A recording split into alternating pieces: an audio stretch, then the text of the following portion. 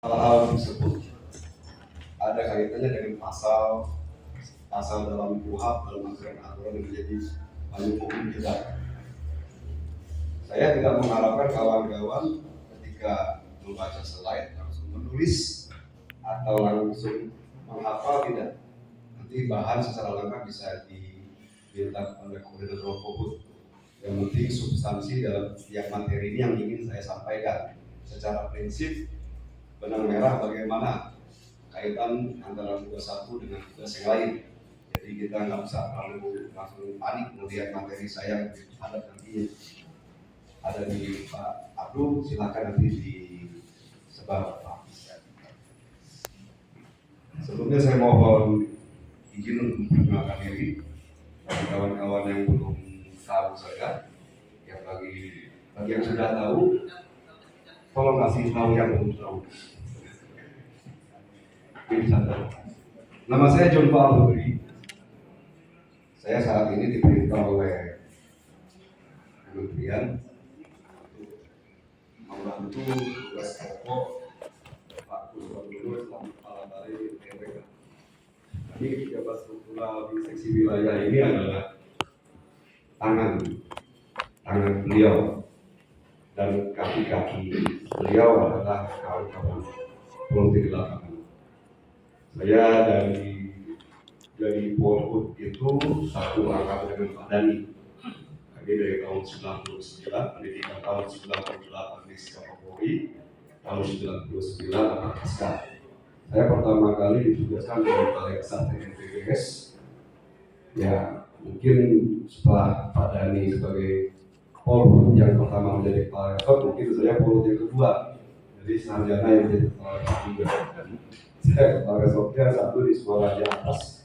Pertama kali saya bertugas, kemudian kita ke resort yang lebih jauh di seberang, resort Karangbelah. Dalam tugas kami dari sarjana direkrut untuk menjadi penyidik pegawai negeri sipil. Mengapa kami diangkat menjadi pegawai KLHK? Saya pikir tadinya langsung jadi PPNS, langsung pakai baju putih, pakai dasi. Ternyata enggak, harus jadi Polhut. Dalam perkembangannya tahun 2004 baru kami dibutuhkan menjadi penyidik, dilatih di Megamendung selama 2,5 bulan. Kemudian saya turun skep penyidik, dan dalam kaitannya dengan penyidikan dari tahun 99 waktu itu Pak Sutakir, komandan kita sama-sama udah pensiun ya, dulu masih jadi kasat. Di tahun 99 itu saya menjadi tukang nasi beliau di kantor Balai Besar PNPBS. Sampai akhirnya setelah dilatih menjadi PPNS tahun 2004 baru saya aktif menjadi penyidik di Balai Besar PNPBS. Kegiatan ini berlangsung hingga tahun 2010.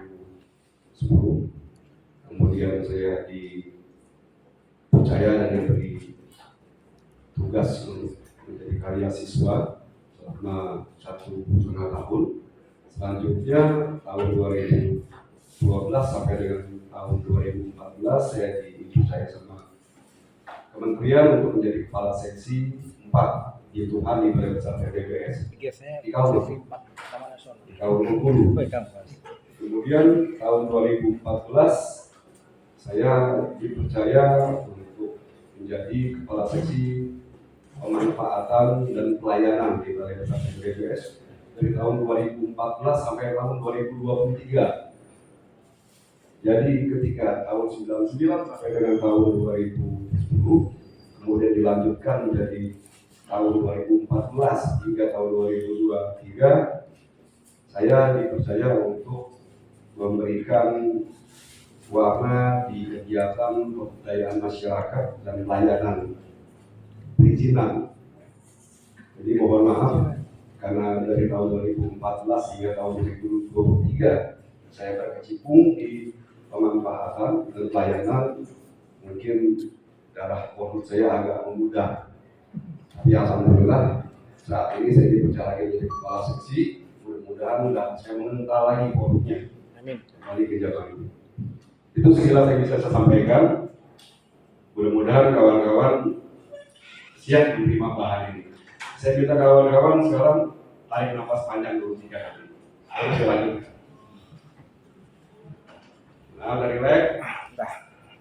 Ya. Yang saya sampaikan adalah kegiatan penegakan hukum dan penuntutan ini. Lanjut. Ini sudah disampaikan oleh Pak Dani. Saya flashback saja. Tugas dan fungsi Polhut. Kepolisian khusus itu disebut sebagai Polsus. Anggota Polsus adalah pegawai negeri sipil atau pegawai tetap pada badan usaha milik negara yang diperoleh atau atas kuasa undang-undang diberi wewenang untuk melaksanakan fungsi kepolisian di bidang teknisi masing-masing. Dan Polsus bertugas untuk melaksanakan pengamanan, pencegahan, penangkalan, dan penindakan non-justisial sesuai dengan bidang teknisi masing-masing yang diatur dalam peraturan perundang-undangan yang menjadi dasar hukumnya.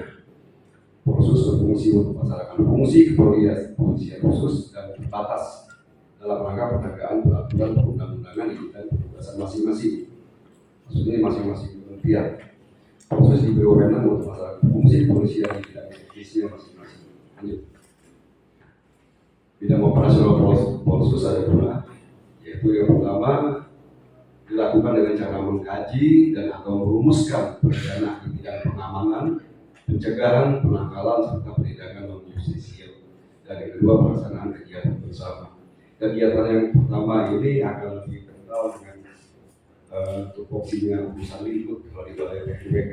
Disinilah sumber perencanaan pengamanan di PMWK akan digodok dan kemudian arahannya akan disebar ke seluruh wilayah untuk kita pahami, sehingga dalam pelaksanaan pengelolaan di seksi wilayah agama dan juga pelaksanaan kegiatan bersama ini yang sering dilakukan di kegiatan operasi gabungan. Lanjut. Langsung saja karena penegakan hukum ya, langsung ke penangkapan. Ini foto-foto yang berhasil saya himpun dari internet. Lanjut. Penangkapan dasar hukumnya adalah pasal 1 butir 20A dengan definisi adalah suatu tindakan tertulis atau tugas berupa pengekangan sementara waktu kebebasan tersangka atau terdakwa apabila terdapat cukup bukti guna kepentingan penyelidikan, penuntutan, dan pengadilan. Waktu penangkapan ini adalah 1 kali 24 jam. Sebelum dilakukan penangkapan, syarat material dan formil harus dipenuhi. Jika tidak terbukti, harus dilepas. Jadi ketika kawan-kawan menangkap tersangka di lapangan, kemudian dibawa ke Lingkut, ke PPNS, itu hanya ada 1 kali 24 jam. Kalau tidak terpenuhi waktu itu, kita paksakan, itu akan batal dari hukum. Jadi kawan-kawan harus memprediksi jika menangkap tersangka jam 10 atau jam 12 malam, ketika menangkap itu sudah ketika mulai keluar dari hutan, itu sudah mulai dihitung jam. Jadi usahakan ketika kawan-kawan keluar dari hutan itu di waktu yang PPNS-nya ada di kantor, sehingga langsung tertangani. Karena khawatir kalau keluar jam 12 malam, PPNS ada kegiatan lain, akhirnya 6 jam atau 8 jam sebelum ketemu PPNS kita buang waktu sia-sia. Membuat kerja PPNS untuk memenuhi waktu itu akan menjadi berat. Itu yang harus kawan-kawan pahami. Lanjut.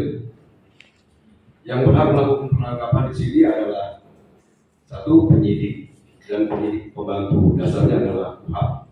Penyidik itu adalah pejabat Polri minimal berpangkat 3. Kemudian pejabat PNS yang diberi kewenangan khusus untuk undang-undang, sekurang-kurangnya berpangkat pengatur 2B. Jadi pengatur 2B kita bisa dilatih untuk menjadi penyidik dan bisa diangkat menjadi penyidik setelah lulus dalam pendidikannya.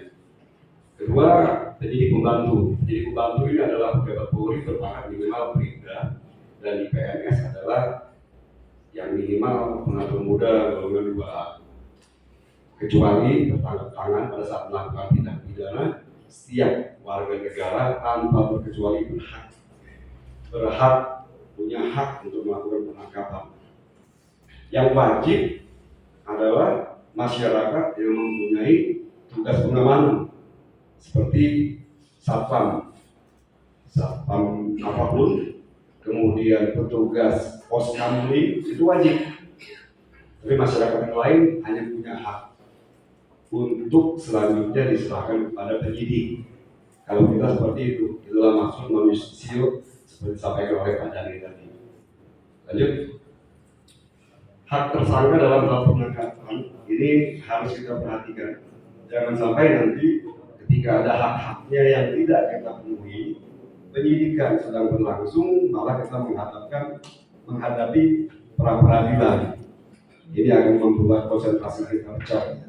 Karena kita harus berurusan dengan kejaksaan, minta kejaksaan menjadi pengacara kita menghadapi pra-peradilan. Dan ini karena prosesnya akan panjang sekali dan menghambat kegiatan penyidikan dilakukan oleh penyidik dari Balai TNWK. Jadi kawan-kawan harus pahami itu hak-hak tersangka.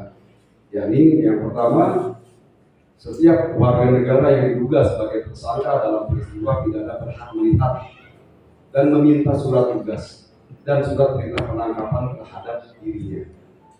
Ketika dia mau ditangkap, dia berhak. Kita perlihatkan seperti ini. Ini berlaku dalam wilayah yang umum. Tapi kalau dalam wilayah TNWK, surat tugas ini itu sudah satu dengan SK. Di mana kawan-kawan di SK kan di situ itu surat perintah kawan-kawan. Jadi nggak perlu khawatir. Jadi bisa langsung melakukan penangkapan. Dan surat perintah penangkapan terhadap dirinya itu ini berlaku kalau kita mau menangkap di luar. Ada info pengembangan TO di sana, kita mau nangkap dia, itu harus kita tunjukkan surat perintah tugas, surat perintah penangkapan. Ini kalau di luar. Tapi ini akan dibawa koordinasi dengan penyidik kita dan penyidik Polri. Jadi kawan-kawan tidak perlu khawatir. Yang sudah pasti kawan-kawan akan banyak sekali akan dengan kaitannya dengan angkat tangan, hal yang lebih sederhana, lebih simpel. Kemudian dalam surat perintah penangkapan nantinya itu mencantumkan identitas tersangka dan menyebutkan alasan penangkapan serta uraian sikap perkara kejahatan yang disangkakan serta tempat akan diperiksanya di dalam surat panggilan. Kemudian keluarga tersangka berhak meminta tembusan surat perintah penangkapan tersebut. Ini akan dilakukan oleh penyidik Polri, penyidik kita, Balai TNWK bersama saudara Polri. Surat perintah penangkapan ini sebenarnya PPNS kita bisa mengeluarkan surat perintah penangkapan dan berita acara penangkapan sebagai amanat undang-undang, kita berhak. Cuman yang menjadi masalah, Balai TNWK tidak punya rumah tahanan. Makanya untuk menjaga hal yang kondusif, kita meminta bantuan pihak Polri yang membuatkan surat perintah penangkapan, berita acara penangkapan, dan mereka ditangkap di rumah tahanan Polri. Tapi statusnya ketika penyidikan itu disidik oleh PNS kita, status tersangka itu adalah titipan kita. Lanjut. Syarat material dan formil yang harus dilengkapi ketika kita melakukan penangkapan adalah satu, pertama laporan polisi atau laporan kejadian, kemudian berita acara pemeriksaan TKP, kemudian laporan hasil penyelidikan, keterangan saksi, keterangan ahli, dan barang bukti. Syarat formilnya adalah surat tugas dan surat perintah penangkapan. Ketika kita minta bantuan Polri untuk mengeluarkan surat perintah penangkapan dan dilanjutkan dengan dua surat perintah acara penangkapan, ini yang harus disiapkan oleh penyidik kita. Ini lengkap lalu mereka akan keluarkan surat perintah penangkapan. Kalau syarat ini materi dan formil tidak kita sertakan ketika kita ngantar orang minta surat perintah penangkapan, sudah pasti Polri akan menolak. Jadi bukan buru-buru Polri nggak mendukung tugas Polri. Nah, jangan langsung kita simpulkan seperti itu. Tapi kita harus siapkan dulu, karena tanpa ini Polri juga takut akan diperadilan.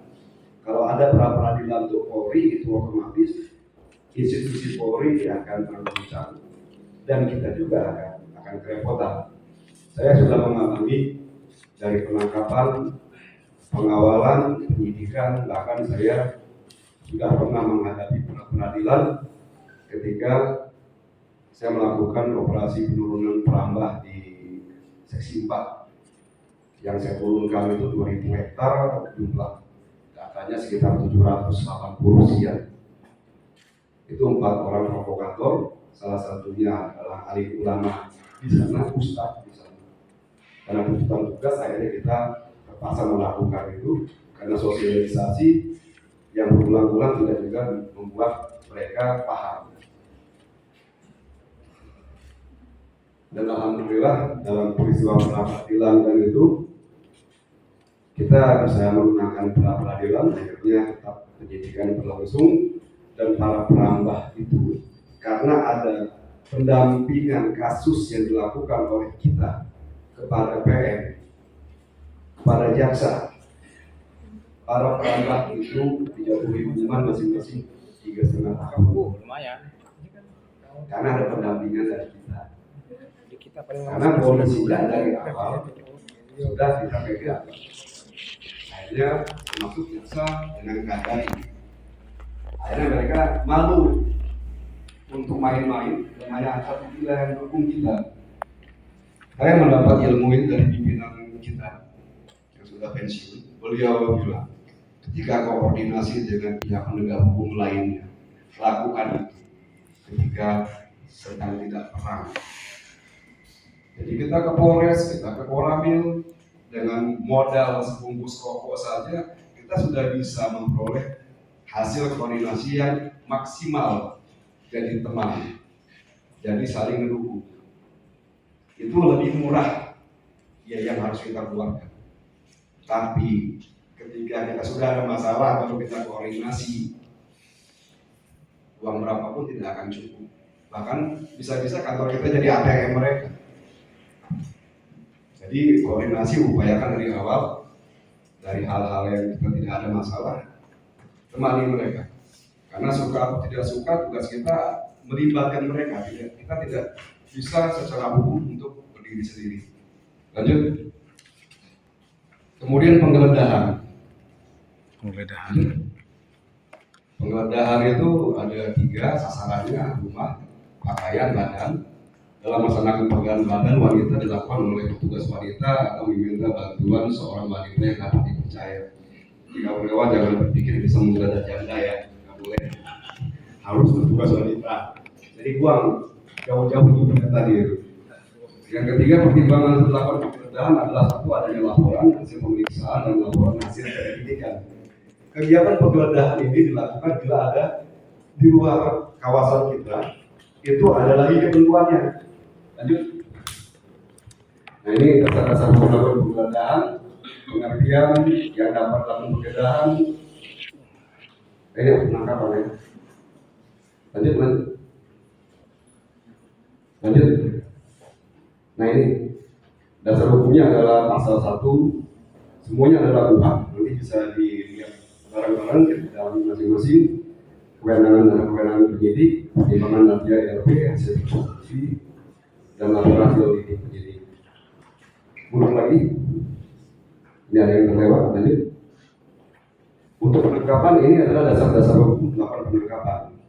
Jadi kawan-kawan bisa melakukan penangkapan setelah memahami hal-hal ini. Tapi untuk simpelnya kawan-kawan terutama yang belum melakukan pendidikan dan khawatir, cukup koordinasi dengan koordinator Polri atau kadit di masing-masing seksi sehingga dapat arahan teknis lapangan. Dan kawan-kawan yang belum passing di lapangan harus tahu bahwa ketika ada peristiwa kawan-kawan pengen ini diusut tuntas. Mungkin kawan-kawan berpikir, kenapa kok nggak ditangani, kenapa kok nggak diselesaikan? Kawan-kawan harus paham aturan-aturan ini. Bukan berarti koordinator Polhut atau Kanit tidak merespon apa yang kawan-kawan lakukan di lapangan. Tapi ada tahapan-tahapan yang memang wajib dilakukan secara aturan hukum dan memang tahapan-tahapan itu untuk proses. Jadi jangan dikit-dikit nggak direspon, karena ada aturan hukumnya. Jangan sampai kita melanggar aturan hukum tiba-tiba jadi bumerang. Ketika kita melakukan sesuai dengan aturan hukum, ketika kita didemo oleh masyarakat, ini hal yang lumrah. Kawan-kawan jangan khawatir. Pra peradilan adalah hal yang lumrah. Karena pra peradilan itu adalah haknya tersangka. Demo juga adalah hak masyarakat, minta kejelasan. Jangan khawatir dengan dua ini. Yang perlu kawan-kawan khawatirkan adalah ketika saya melakukan tugas sudah sesuai dengan hukumnya. Ini yang perlu kawan-kawan khawatirkan. Tapi ketika kawan-kawan bisa yakin bahwa apa yang kawan-kawan lakukan di lapangan itu sesuai dengan hukum, hal yang dua ini dengan bantuan dari pihak luar akan selesai dengan sendirinya. Yang jadi masalah ketika di demo, orang-orang demo teriak, "Pak, tangkap juga dong produk Bapak." Ini yang jadi masalah. Makanya saya bilang tadi, yang perlu kawan-kawan khawatirkan adalah ketika melaksanakan tugas di lapangan adalah sesuai enggak dengan dasar hukum tugas kita. Selama ini kawan-kawan bisa pegang, tugas kita akan lancar, kewajiban kita akan lancar, dan manfaat untuk balai PMK pasti ada. Lanjut.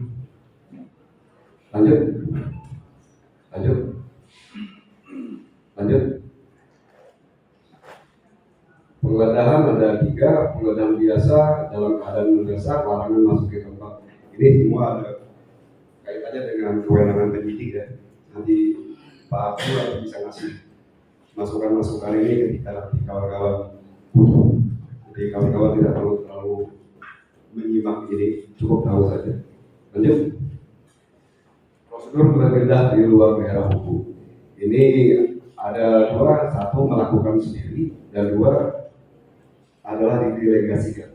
Yang pertama harus ada kapan, waktu, tempat itu sama dengan dukungan hukumnya. Jadi ketika kita wilayah tugasnya ada di Lampung Timur, ketika kita menggeledah di wilayah Lampung Timur, itu adalah namanya melakukan sendiri, itu ranahnya. Ketika didelegasikan ini, ketika penggeledahannya ada di luar kewenangan kita, luar polda lain, itu secara umum seperti itu. Tapi ketika kita tidak mau, karena khawatir banyak hal, karena kita perlu banyak bimbingan dari Korwas, kita juga bisa mendelegasikan kegiatan penggeledahan itu kepada Korwas kita, Polres atau Polda. Lanjut. Ini bagaimana hubungan antara penyidik dengan PPNS? Hubungannya adalah ada 5 poin. PPNS telah melaksanakan tugas di bawah Korwas penyidik Polri. Kedua, penyidik Polri memberikan bantuan taktik dan teknik sidik kepada PPNS. Ketiga, PPNS menyampaikan SPDP, surat perintah dimulainya penyidikan, pada penuntut umum melalui penyidik Polri. Keempat, PPNS menyerahkan berkas perkara pada penuntut umum melalui penyidik Polri. Dan terakhir, apabila PPNS melakukan penghentian penyidikan, harus memberitahukan kepada penyidik dan penuntut umum. Ini yang menjadi harus diperhatikan kritik poinnya adalah yang ketiga. Ketika PPNS menyampaikan SPDP kepada penuntut umum melalui penyidik Polri, ketika ini sudah disampaikan oleh penyidik Polri kepada kejaksaan SPDP, surat perintah dimulai penyidikan, artinya kita tidak bisa lagi menunda-nunda. Di situ penyidik harus dalam waktu 14 hari sudah koordinasi dengan pihak penyidik Polri. Jadi kawan-kawan harus paham ini, bahwa kegiatan penegakan hukum ini sangat licin sekali, aturan-aturannya ada betul. Kita bukan kayak main sepak bola, ada bola kita tendang ke gawang, langsung gol, bisa kita lihat hasilnya. Tidak seperti itu. Ada proses yang kawan-kawan harus paham. Jadi dalam proses penegakan hukum ini saya ingin mengingatkan, jangan melepas dari koordinasi dan konsultasi dengan pimpinan. Itu saja pesan saya. Lanjut. Ini hubungan tata kerja sama dalam bentuk diagram alir. Lanjut. Kedudukan penyidik dan penyidik Polri ada payung hukumnya masing-masing. Kalau Polri sedia Undang-Undang Kepolisian tahun 2022, kalau kita oleh Tuhan, kemudian Departemen Teknis kita PP-nya di nomor 27 tahun 2013 di kewenangannya. Jadi semua pihak itu ada dasar hukumnya dan kita juga punya dasar hukumnya sama kuat dengan Polri. Lanjut. Hubungan Polwas seperti ini. Jadi kalau didetailkan bagaimana koordinasi operasional, bagaimana petunjuk diberikan, bantuan sidik dan pengawasan ini dilakukan dengan poin-poin ini. Ini dilakukan oleh Polwas PPNS pada penyidik kita. Lanjut. Hubungan kerja antara penyidik dengan Polri. Lanjut. Ini koordinasi. Apakah itu koordinasi? Bukan rokok, kopi, dana, dan nasi, bukan. Tapi ini suatu hubungan kerja yang menyangkut bidang fungsi polisian atas dasar sendi-sendi hubungan fungsional dan mengindahkan tugas dan kewenangan masing-masing. Dan pengawasan, lanjut, petunjuk, apa sih petunjuk, dan bagaimana petunjuk itu diberikan pada PPNS. Lanjut, bantuan teknis. Bantuan teknis itu diberikan oleh penyidik Polri kepada PPNS kita. Kemudian adalah bantuan praktis, termasuk kirim tugas. Kalau kita ada barang-barang temuan atau barang sitaan yang masih ada di lapangan yang harus dijaga karena proses penyidikan sedang berlangsung, kita bisa minta bantuan Polri untuk bantu kita di lapangan menjaga mengamankan barang bukti tersebut. Lanjut, hal-hal yang menjadi perhatian oleh Polwas ketika ingin membina atau mendampingi penyidik dalam 3 hal ini. Satu, pengawasan, kemudian mereka memberi petunjuk, dan ketiga membantu teknis. Jadi apa yang dilakukan oleh PPNS kita itu adalah berdasarkan aturan hukum semua, bukan berdasarkan maunya penyidik. Jangan sampai berpikir bahwa PPNS A begitu, PPNS B begini, ini aja yang nggak benar kerjanya. Jangan pernah berpikir seperti itu. Tapi kawan-kawan tahu bahwa PPNS ada dasar hukumnya, sehingga hal-hal tersebut betul-betul harus bisa dipertanggungjawabkan. Karena dalam konsep penegakan hukum di pengadilan, makanya kalau kita tidak hati-hati mengangkat suatu perkara, ibaratnya vonis itu adalah kue ulu yang wangi, yang harum, yang nikmat. Vonis kue yang akan dikeluarkan oleh pengadilan. Sebentar. Apakah kawan-kawan bisa mengharapkan kue yang seperti itu? Dari telur yang busuk, dari tepung yang jamuran, dari tempat yang kotor, bisa nggak? Tidak bisa. Dari bahan, dari lapangan, itu betul-betul harus telur yang bagus, tepung yang bagus, baru bisa dilanjutkan kepada jaksa yang nyicip. Berkas perkara udah SIP 2P21, baru bisa lanjut ke hakim, baru kita bisa berharap hakim bilang dong Pak, ini kuenya harum lagi, nikmat. Tapi kalau kita dari awal sendiri telur yang kita kasih ke penyidik untuk disampaikan kepada Polri, ke jaksa, telurnya telur busuk, ya jangan harap hasilnya akan maksimal. Jadi dari awal penegakan hukum di Balai PMPKI, kementerian secara umum dimulai dari kawan-kawan di lapangan. Jadi kawan-kawan yang pernah berpikir bahwa kawan-kawan itu bukan spesial. Kawan-kawan di lapangan adalah orang-orang yang spesial. Maju mundurnya kementerian ini dari kawan-kawan di lapangan. Tapi kerjalah sesuai dengan aturan hukum kita, batasan tupoksi kita, kewenangan kita. Dan satu hal yang paling penting, tidak ada yang tidak bisa kita lakukan kecuali ngecat langit. Kalau kita bekerja sama dan sama-sama bekerja sesuai dengan tupoksi kita masing-masing. Lanjut. Tugas kewajiban PPNS. Lanjut. Tugas kewajiban menjadi Polri. Lanjut. Ini metode pengujiannya, parameter pengujiannya ada, bisa analisisnya ada materi-materi pendidikan. Lanjut. Alat bukti yang sah. Alat bukti yang sah. Kawan-kawan juga harus tahu ini. Keterangan saksi itu paling lemah. Paling lemah. Karena dapat berubah, dapat berbohong. Jangan kawan-kawan, Pak, saya nggak dengar dari intelijen saya ngomong di sana. Jangan kawan-kawan itu anggap saksi. Kalau kawan-kawan dikit-dikit dapat laporan langsung A1, kawan-kawan sudah salah di awal. Cek di lapangan, cross check di lapangan. Jangan sampai ketika kawan-kawan dilimpahkan kepada atasan mengikuti petunjuk yang salah. Pada akhirnya ketika pimpinan kita melakukan hal yang salah, balai TRWK martabatnya, marwahnya akan terganggu. Otomatis baju kita pun akan terganggu. Kemudian keterangan ahli yang paling kuat, surat dokumen material itu buat laporan kejadian, berita acara, keterangan, wawancara, interogasi, kritik itu buat. Tapi surat ya, bukan omongan. Pak, saya sudah wawancara saksi, itu enggak buat. Dan keterangan terdakwa. Petunjuk ini rangkaian cerita peristiwa rantai itu hanya sebagai masukan kepada penyidik untuk melanjutkan atau tidak. Dan keterangan terdakwa ini yang paling lemah. Bisa saja dia mungkir, dia boleh punya hak untuk tidak mengakui.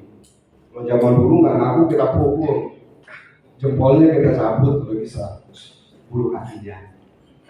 Tapi sekarang nggak boleh disakiti. Dan dia punya hak untuk tidak mengakui. Nanti sampai persidangan antara dia tidak mau mengakui, itu akan beradu dengan bukti yang berhasil kita kumpulkan. Jadi hakim memutuskan dia salah atau tidak.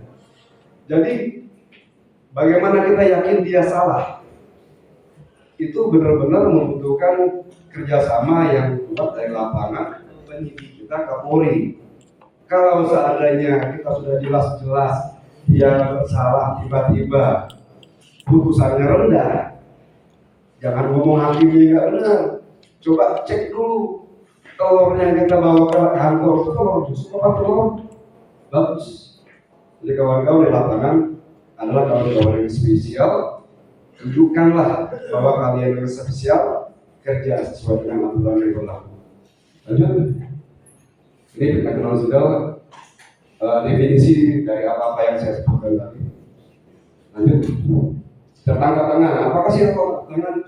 Tertangkap tangan itu adalah tertangkapnya seseorang pada waktu sedang melakukan tindak pidana, atau dengan segera setelah dia nebang, dia jalan 2 langkah, kita tangkap. Itu termasuk tertangkap tangan. Apalagi di saat sedang menebang pohon. Lanjut.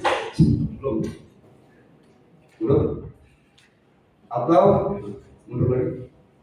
Atau beberapa saat kemudian oleh halayak ramai diteriaki bahwa dia melakukan, atau apabila sesaat kemudian dari badannya ditemukan benda yang diduga keras sebagai hasil kejahatan, seperti ada tumpul kayu, tiba-tiba dari situ ada orang yang lewat bawa chainsaw.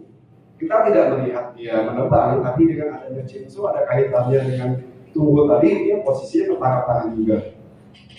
Atau dipergunakan untuk melakukan tindak pidana itu menunjukkan bahwa ia adalah pelakunya, atau turut melakukan atau membantu melakukan tindak pidana itu. Azan. Ya siapa itu? Keren itu. Saya.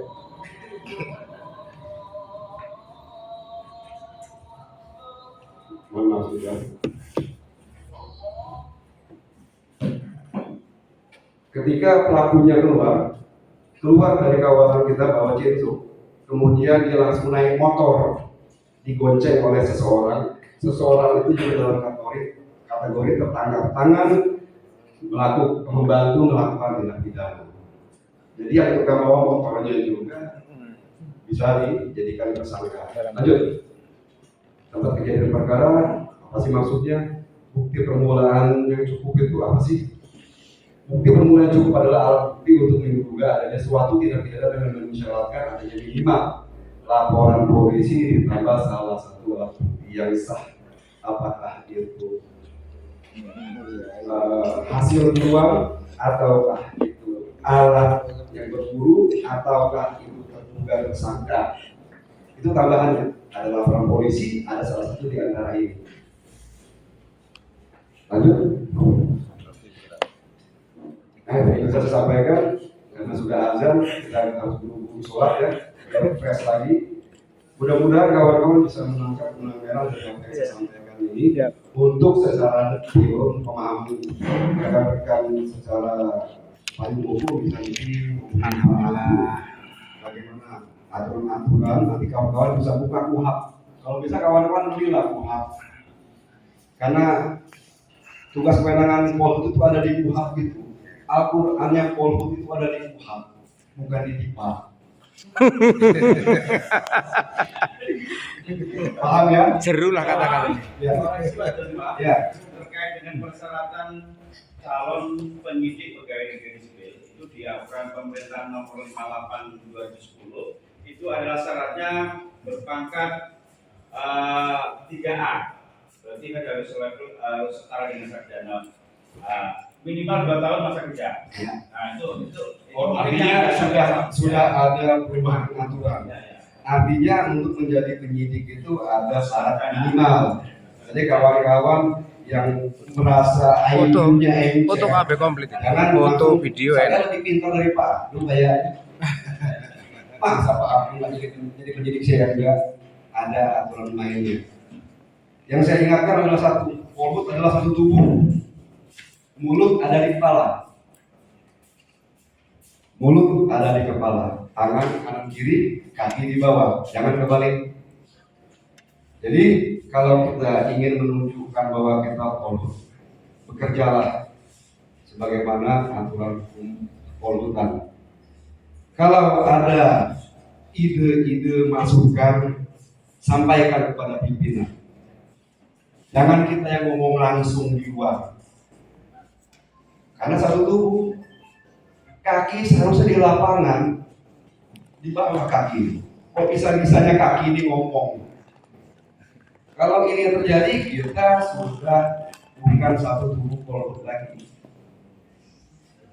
Jadi tolong meresapi, kalau kawan-kawan ingin bangga mengenakan seragam Polhut, kawan-kawan harus tahu bahwa kawan-kawan itu adalah Polhut. Itu yang pertama, sadar dulu dan bekerja sesuai dengan aturan yang berlaku. Jadi bisa sampaikan, kalau ada kata yang salah menyinggung perasaan dan sikap saya kurang tepat, saya mohon maaf. Pada Allah saya mohon ampun. Wabillahi taufiq wal hidayah. Wassalamualaikum warahmatullahi wabarakatuh. Waalaikumsalam warahmatullahi wabarakatuh. Mantap.